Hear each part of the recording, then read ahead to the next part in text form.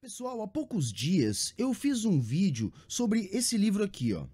Se você ainda não viu aqui no canal, eu sugiro que você veja, é um dos melhores vídeos que eu já fiz. E esse livro traz uma série de afirmações que vão contra o senso comum e vão contra até aquilo que foi estabelecido historicamente dentro da Academia de Economia. É um livro de um antropólogo que diz que, na verdade, a moeda é criatura do Estado e não só a moeda, como também os mercados. Isso não é nada novo, isso aparece pela primeira vez em Knapp, lá no início do século XX, depois nós vamos ter em Keynes, depois nós vamos ter em Aba Lerner. Keynes em 30 e Lerner na década de 40. O vídeo, evidentemente, irritou muito os ANCAPs, e isso já era previsto. Na verdade, eu gostaria muito que eles lessem esse livro, seria interessante. Aqueles que não têm problemas de interpretação, certamente, no mínimo, ficarão com uma pulga atrás da orelha. Agora, apareceram alguns questionamentos, sobretudo no Twitter, em relação ao que eu disse ser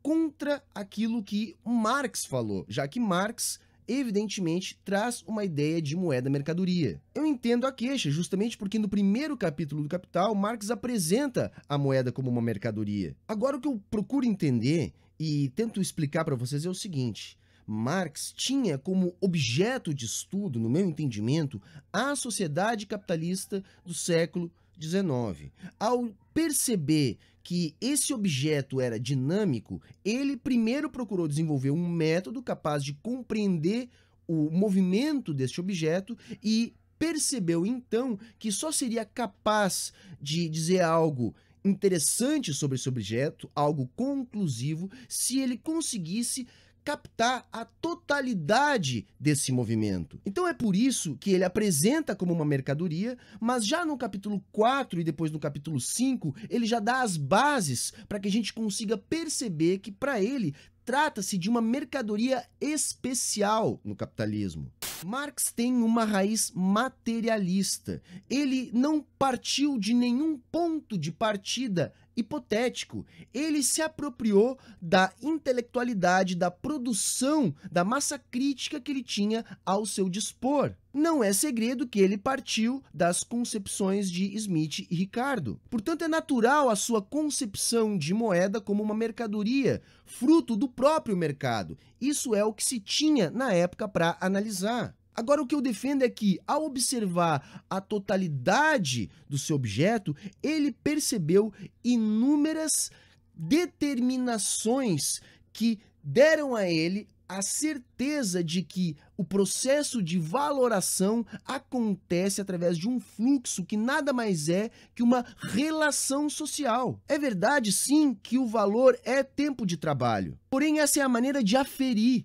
O que valora a situação inteira é justamente o movimento, o fluxo, a relação social. E os achados da antropologia que desmentem Smith e, portanto, Marx a respeito da origem da moeda são absolutamente compatíveis com a ideia de valoração através desse fluxo estabelecido. David Graeber não é contraditório a Marx na medida que ele fala exatamente a mesma coisa. Quando o estado de formação vertical de hierarquia aparece, surge uma relação entre exploradores e explorados. Surge a classe dominante. E é a classe dominante que estabelece essa relação na moeda que gera um fluxo capaz de valorar as coisas na sociedade. Outro ponto fundamental é a compreensão de que capital é determinação do capitalismo. Não vamos cair num anacronismo. Cada organização social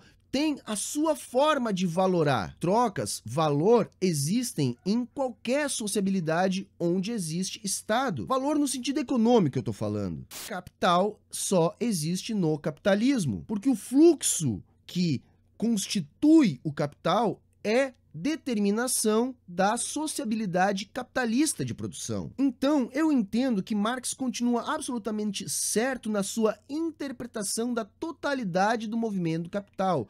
A diferença entre o que ele diz na forma da origem do dinheiro não implica que ele esteja errado no conjunto da sua elaboração. E é justamente por tentar compreender a totalidade do movimento que ele conseguiu isso. Quando Marx classifica os outros economistas, ele que não era um economista, como economistas vulgares, justamente ele está determinando que estes outros estão apenas analisando o movimento da economia, desprezando as relações que constituem tal movimento. Relações essas indissociáveis da política. A questão central é que Marx, sendo um materialista, ele tinha que partir do que existia. E não haviam ainda as explicações que temos hoje da antropologia. É impossível dizer o que Marx diria hoje, mas o que temos que compreender é que qualquer elaboração sobre a origem do dinheiro que seja baseada apenas numa hipótese imaginária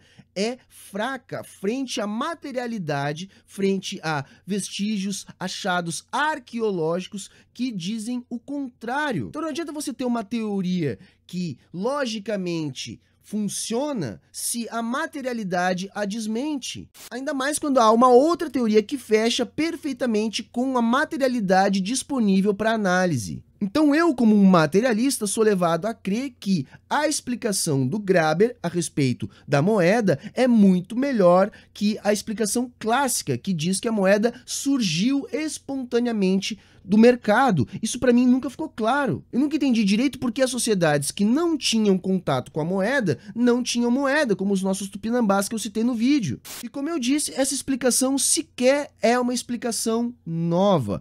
Acontece que essa é uma explicação que, no meu entendimento, há muito vem sendo negligenciada. Os motivos desse negligenciamento a gente pode discutir, quem sabe, num outro vídeo. Então, ok, galera, por hoje era isso, falou, e se inscrevam no canal, quem puder, por favor, apoie o Saia da Matrix, porque afinal de contas é só assim que o Saia da Matrix pode se manter no ar, vai estar aqui na descrição o link do nosso Apoia-se, e era isso, até o próximo vídeo.